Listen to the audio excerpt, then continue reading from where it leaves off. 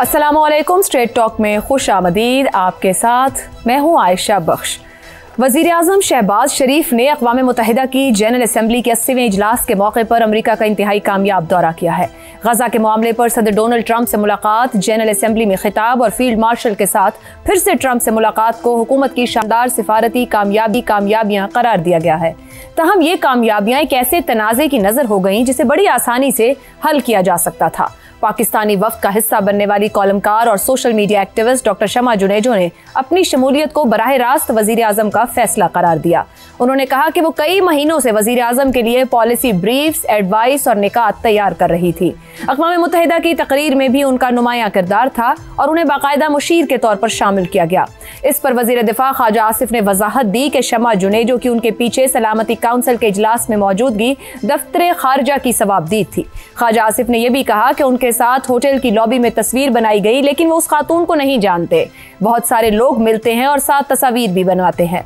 उनका कहना था कि पाकिस्तान वापस आकर इस मामले से मुताल्लिक इंक्वायरी करवाएंगे। वजीर दिफा ने यह भी कहा कि शमा जुनेजो न वजीर आजम की स्पीच राइटर हैं और न किसी सरकारी पोजीशन पर हैं। वजारत खारजा ने अपने बयान में कहा कि जिस फर्द के बारे में सवालात उठाए जा रहे हैं वो पाकिस्तानी वफ्द की ऑफिशियल फहरिस्त में शामिल नहीं थी। यूं दफ्तर खारजा ने भी इस तनाज़े से लाताल्लुक़ी जाहिर कर दी। शमा जुनेजो के मामले की मिस हैंडलिंग के साथ साथ ख्वाजा आसिफ पर उनके उस इंटरव्यू पर भी भरपूर तनकीद की जा रही है जो उन्होंने बरतानवी नजाद अमरीकी सहाफ़ी मेहदी हसन को दिया। मुखालिफिन ही नहीं बल्कि गैर जानिबदार हल्के भी ये इतराफ़ कर रहे हैं कि ख्वाजा आसिफ इस इंटरव्यू में अपना मौक़िफ़ दुरुस्त और बेहतर अंदाज में पेश करने में बुरी तरह से नाकाम रहे। उन्होंने होमवर्क नहीं किया और ना वो हसास सवालात का तसल्ली बख्श जवाब दे पाए। इस इंटरव्यू ने इस बहस को भी ताज़ा किया कि क्या एक वजीर को अपनी वजारत के अलावा किसी भी मामले पर और हसास मौज़ूआत पर बात करने का मैंडेट भी होना चाहिए। वजह कुछ भी हो, ख्वाजा आसिफ का ये इंटरव्यू भी हुकूमती सुबकी का बायस बना। यूं एक तरफ वजीर आजम शहबाज शरीफ के दौरे को सिफारती कामयाबियों के तनाजुर में देखा जा रहा था, तो दूसरी तरफ मुतनाज़े बयानात ने इस तासुर को धुंधला दिया। असल सवाल यह है कि एक ऐसे वक्त में जब वजीर आजम आलमी सतह पर पाकिस्तान का मौसर अंदाज में पेश कर रहे थे, तो ऐसे मौके पर ऐसे मुतनाज़े और तजादात से भरपूर बयानात और इंटरव्यूज की जरूरत ही क्या थी और क्यों थी। इसी पर गुफ्तगू रखेंगे। पैनल में हमारे साथ हैं शहजाद चौधरी, हसन निसार, जैगम खान और रजा रूमी साहिब। प्रोग्राम का सवाल आप सभी के लिए। वजीर आजम शहबाज शरीफ का कामयाब दौरा अमरीका गैर जरूरी तनाज़ात और बयानात का शिकार, किसकी जवाबदेही होनी चाहिए? आप जब बाहर मौजूद हैं इंटरनेशनल फोरम पर तो हुकूमत पाकिस्तान को रिप्रेजेंट कर रहे हैं। आप खुद बतौर ख्वाजा आसिफ कुछ नहीं, हुकूमत पाकिस्तान के वजीर हैं हसन निसार साहब, तो फिर वो मेहदी हसन के सामने इंटरव्यू हो जहां जवाब ना दिए जा सके, या फिर ये मामला हो कि फौरन सोशल मीडिया पर रद्द-ए-अमल दे दिया कि मैं ये बात नहीं जानता हूं। दानिस्ता तौर पर बहरान हुआ है ये, या इंतजामी कोताही कहेंगे? मेरे लिए ये इर्रेलेवेंट है। असल बात जो आपने बात की है वो ये है कि शहबाज शरीफ का कामयाब दौरा है अमेरिका, बस मेरे लिए दिस इज इम्पोर्टेंट। और वो आपकी पैदाइश से पहले की बातें हों तो मैं माजरत चाहता हूँ, अमेरिका में कभी ये अयूब खान का इस्तकबाल होते देखा था? वीडियोज अवेलेबल हैं। वो गाल थपथपाता था अमेरिकन प्रेसिडेंट के, चमचा नहीं लगता था। अच्छा, भुट्टो, इवन परवेज मुशर्रफ, जब उनको जरूरत पड़ी तो फिर सीधे हो गए। ये जरूरतों का कहानियां भाई। और दूसरी बात मुझे बताओ कि सर वैसे परवेज मुशर्रफ और अयूब खान से तो ना मिलाएं, जमहूरी वज़ीर आज़म नहीं थे, डिक्टेटर थे वो। ओ यार, जमहूरी पता है आपको क्या? जमहूरी मगर नहीं, बिल्कुल don't try to sell. Right now जैसे शहजाद साहब ने कहा, पाकिस्तान की इंटरनेशनल पोस्चर और स्टैंडिंग जी, इसको छोड़ दो भाई। अच्छा, हमारे तो गैर कानूनी, चलो मैं तुम्हारी लाइन ले लेता हूं।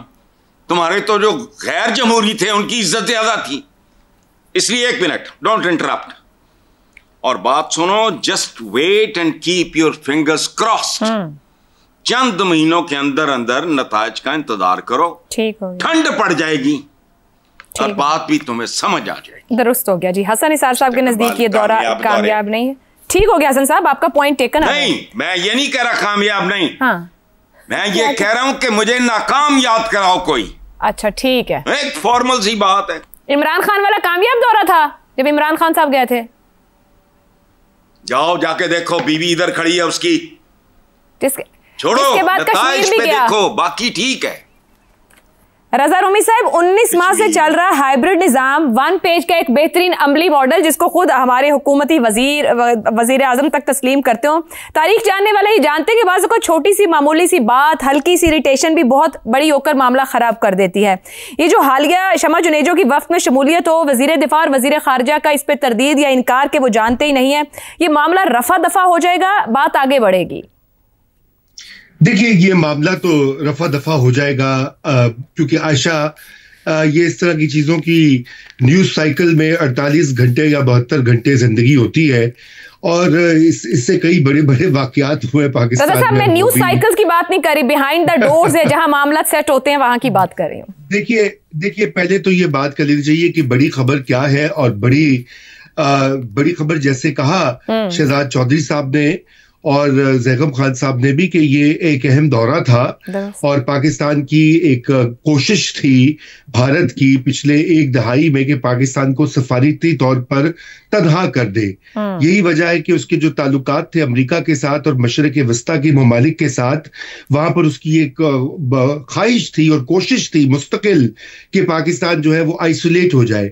ये सारी की सारी पॉलिसी एक दहाई से ज्यादा पर मुश्तमिल अब नाकाम हो गई है, और इसका क्रेडिट जाहिरी बात है कि बदलते हुए हालात, क्या ज़रूरियात है अमेरिका सऊदी अरेबिया की, उससे कतई नज़र पाकिस्तान की अपनी कामयाबी भी है। चाहे वो मई में अफवाज पाकिस्तान की कार्रवाई हो, जो पाकिस्तान एयरफोर्स ने अपनी परफॉर्मेंस दिखाई, या उसके अलावा पाकिस्तान की जो अपनी बदलती हुई पॉलिसी और पूरी दुनिया से इंगेज करने की एक ख्वाहिश और तरीकाकार हो।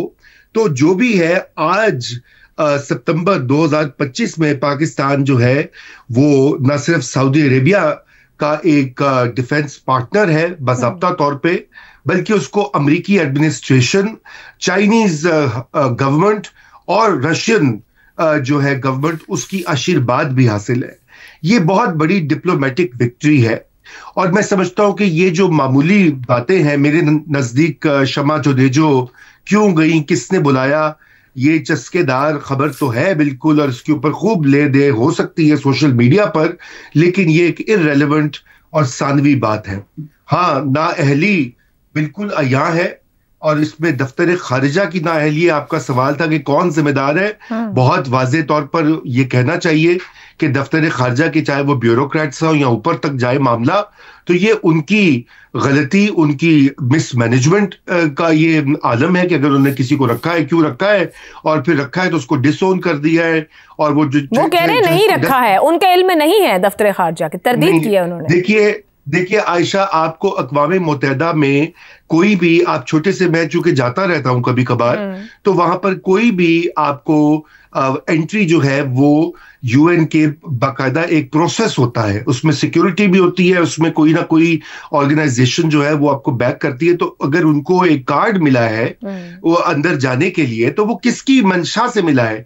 वो यकीनन पाकिस्तान की हुकूमत की मंशा से मिला है। वजारत दिफा का तो वहां पर रोल नहीं होता, वहां पे वजारत खारजा का रोल होता है, और पाकिस्तान के जो मिशन होते हैं उनका रोल होता है। तो इसलिए ये पुछगिछ बनती है। पहली बात तो ये है। दूसरी बात यह है कि यह बात दुरुस्त है कि ख्वाजा आसिफ को इंटरव्यूज कतई नहीं देने चाहिए। ये पहली बार फियास्को नहीं हुआ, इससे कबल भी एक बार वो 1-2 बार इस तरह के इंटरव्यूज दिए उन्होंने, जहां पर कोई फायदा नहीं हुआ, उल्टा गले पड़ गई उनकी इंटरव्यू जो है हुकूमत के और उनकी पार्टी के।